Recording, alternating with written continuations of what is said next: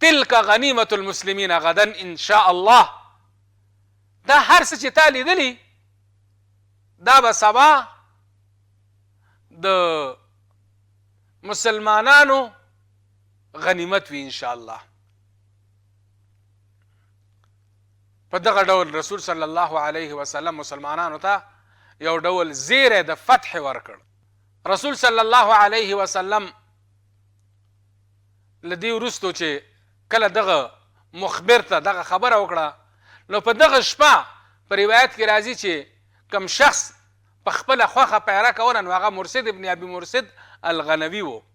په خپله خوښه د رسول صلی الله علیه وسلم ساتنه او حفاظت په خپله ذمه وګڼه. رسول صلی الله علیه وسلم چې کله د اوتاس په لور حرکت پیل کړ نو یوې سیمې ته ورسېدل چې ګوري هلته یوه ونه وه د ذات نوات په نوم باندې چې عربو به خپلې وسلې په دې ونه کې زړولې او دلته به جشنونه او میلې کولې. کله چې مسلمانان دغه سیمې ته ورسېدل نو په دې کې ځینې ساده مسلمانانو رسول صلی الله علیه وسلم ته وویل چې یا رسول الله موږ ته هم دغسې یو ذات النوات را جوړ کا چې کله کله موږ هم هلته میلې کوو او دغسې خوشحالیان یې لمانځو. روایت کې راځي چې رسول صلی الله علیه وسلم وفرمایل چې الله اکبر انتم تقولون كما قال قوم موسى اجعل لنا آلهة إلها كما لهم آلهة إنكم قوم تجهلون إنها السنن لتركبن سنن من كان قبلكم. دا ساجبه خبره کوي. تاسې خو هماغه خبره کوي لکه څنګه چې د موسی علیه السلام قوم موسی علیه السلام ته کړې وه چې موږ دپاره هم یو معبود خدای را جوړ کړه لکه څنګه چې د دوی خدای ده. دا خو والا ډېره د غفلت او د جهالت خبره ده. رسول صلی الله علیه وسلم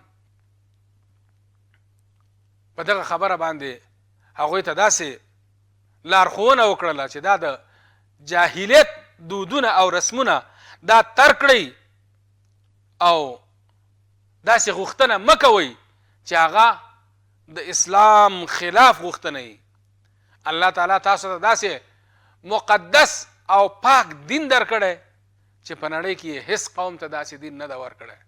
په ده کې نه د کومې ورځې د لمانځلو ګنجایش شته نه پکې د خدای نه پرته د بل شي د عبادت او د هغې د لمانځنې ګنجایش شته ده. هماغه چې رسول صلی الله علیه وسلم دوی په ډېره کلکه منع کړ. مسلمانان دلته یو بل شي هم یو څه مغروره کړل. هغه د مسلمانانو کثرت و.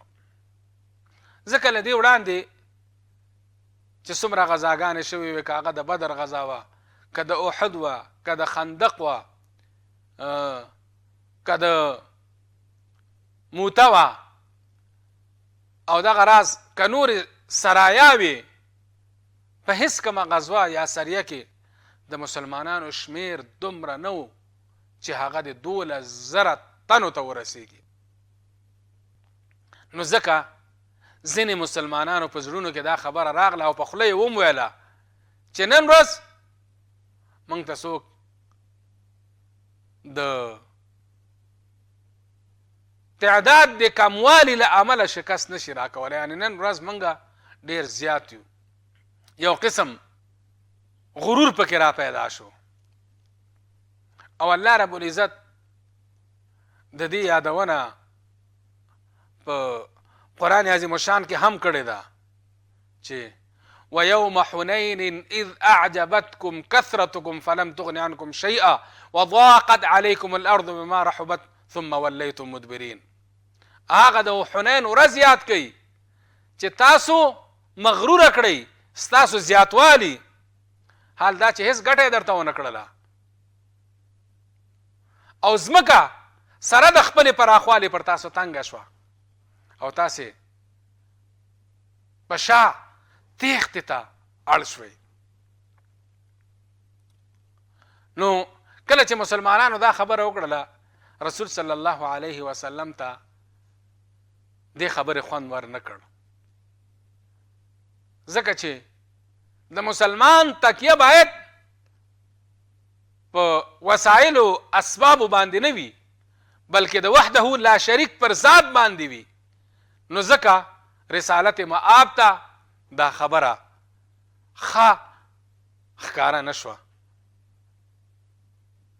چې بیا وروسته الله رب العزت پر دې آیات هم را نازل کړ او مسلمانانو ته لارښوونه وکړله چې تاسې هیڅ کله هم په ظاهري اسباب و وسایلو باندې غرور ونه کوئ او نه په خپل تعداد باندې په خپل شمیر باندې غره شئ. همیشه د الله رب العزت نصرت ته سترګې په لار واوسئ.